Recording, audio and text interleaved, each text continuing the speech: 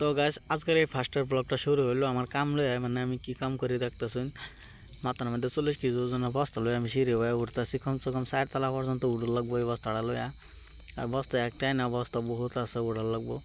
এই দেখতেছেন মানুষও কাম করতেছে, এটা মানে একটা সুপার মার্কেট।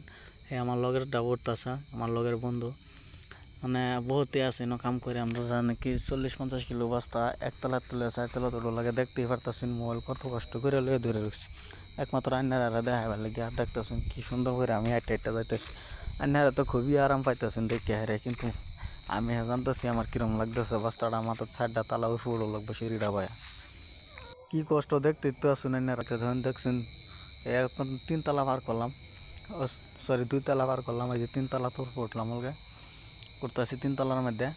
হ্যাঁ দেখতেছেন তো সিঁড়িটি যা একদম মানে সেই বড় বড় সিঁড়ি বুঝছেন, কই পারি নাই এরকম কষ্টের কাম।